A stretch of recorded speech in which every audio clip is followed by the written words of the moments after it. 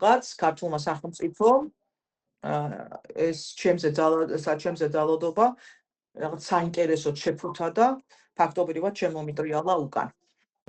დროებით დავტოვე საქართველო. ამის იმედი მაქვს. სეისმური მონიტორინგის ცენტრის უფროსმა საქართველო იმ საფრთხის გამოდატოვა, რომელსაც მას რეჟიმი უქმნიდა, ის მუშაობას შეერთებული შტატებიდან გააგრძელებს. მეცნიერი თეა გოდოლაძე, რომელიც რეჟიმის უკანონო გადაწყვეტილებებს წლების განმავლობაში ებრძოდა, ამბობს, რომ სამშობლოში დაპატიმრების საფრთხის წინაშე აღმოჩნდა. ვიდრე ხელბორკილებს დაადებდნენ და ციხით გააჩუმებდნენ, გარიდება და ბრძოლის ასე გაგრძელება არჩია. მათ ცნობეს ამ გადაწყვეტილების შესახებ, რომ ჩემზე ძალადობაში გაამართლეს შემყოფილი პარტნიორი მეორე ინსტანციამ, სააპელაციო ინსტანციამ. და ეს უკვე იყო სიგნალი, რომ მე შემექმნებოდა პრობლემები. არსებობს დაპატიმრების საფრთხე, მე ასე ვთქვათ, იმიტომ რომ ნებისმიერ დროს შეუძლიათ შეცვალონ, ჩემს წინააღმდეგ მიმდინარეობს საქმე და გარანტირებული მე არ ვიყავ. ეს იყო ჩემი უსაფრთხოება. გარანტირებული არა ვარ, რომ იგივე პრობლემის წინაშე არ დავდგები, მით უმეტეს რა ხდება ქვეყანაში, ხედავთ რა პროცესები მიმდინარეობს, სადაც მზიამაღლობელი არ დაინდეს, სადაც იმ სტუდენტებს არ დაინდობენ, ეს სისტემა მე რატომ დამინდობს. ქვეყნის დატოვების წინ ინტერვიუ თეა გოდოლაძემ მთის ამბებს მისცა, სადაც ვრცლად ილაპარაკა, რა მაიძულა ქვეყნიდან წასვლა. ყველაფერი თეა გოდოლაძეზე ძალადობით დაიწყო.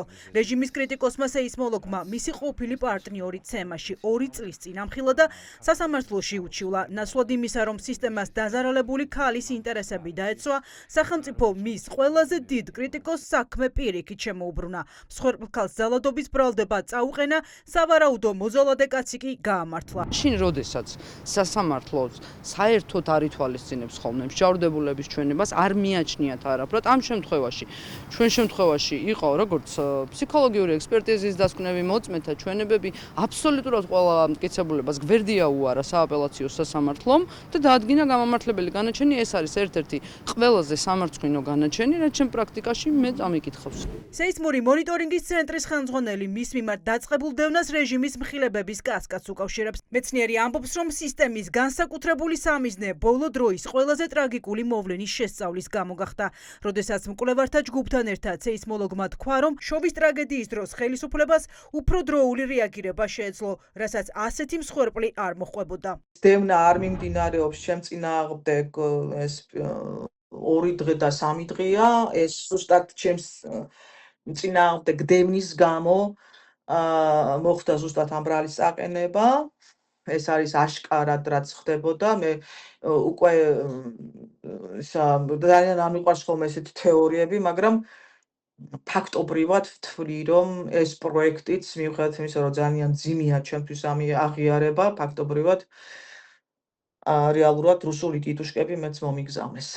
მართული პროცესია, რატომღაც გამოიყენეს ჩემი ყოფილი პარტნიორი ჩემს წინააღმდეგ. შობის ტრაგედიამდე სულ იყო ეს ნამოხვანთან დაკავშირებით სულ მქონდა. ნამოხვანის დროსაც შეიტანეს პროკურატურაში, თქვათ, ვილაპისაუბრე ამის შესახებ. მე დევნის ქვეშ ვიყავი, იმდინარეობდა ჩემი ასე თქვათ, ესეთი გაშავების პოლიტიკა, იწერებოდა 1000 გვარი პასკვილი და თქვათ, ვჩიოდი ამასთან და ვიჩივლე რამდენჯერმე ჟურნალისტურ ქარტიაში. ვაშლიჯვრის ფერდი, რიკოთის გვირაბი, ნამახვანჰესი და შოვის ტრაგედია. თეა გოდოლაძე ხელისუფლების გადაცნობებს მეცნიერული კვლევებით უპირისპირდებოდა. ღიად ამბობდა, რომ ხელისუფლება ხალხის სიცოცხლეს საფრთხეში აგდებდა. გოდოლაძე შტატების მიერ დაფინანსებული კვლევითი ინსტიტუტიდან ერთ-ერთი იყო, ვის წინააღმდეგაც ქართული ოცნების დე-ფაქტო ხელისუფლებას ორგანიზებული საინფორმაციო კამპანია ჰქონდა გაჩაღებული. ხელისუფლების გადაცნობებზე საუბარს ახლა მისი ჯგუფის წევრები გააგრძელებენ.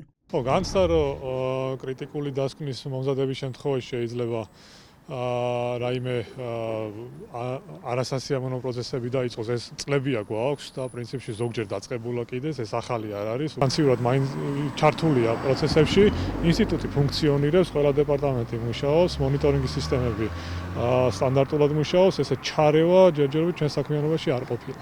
ჩვენი გუნდი თავისი კომპეტენციის ფარგლებში ყოველთვის იდგა სიმართლის მხარეს და ვთქვათ, ასაჯაროვებდა კვლევის შედეგებს, რომელიც იყო სამეცნიერო კვლევის შედეგები. ჩვენ ისე გავაგრძელებთ ფუნქციონირებას, მუშაობას და ისე გამოაქვეყნებთ კვლევის შედეგებს და ვიქნებით სიმართლის მხარეს. ციხეში ჯდომით ბევრს ვერაფერს შევცვლიდი. გარედან გავაგზავნე ბრძოლას, გაცილებით მეტი ვიცი და გაცილებით მეტი შემიძლია, ამბობს გოდულაძე. მთის ამბებთან ინტერვიუში მის საქმეზე სასამართლოს გადაწყვეტილებას სამშობლოდან გახიზნული მეცნიერი ამერიკის შეერთებულ შტატებში დაელოდება.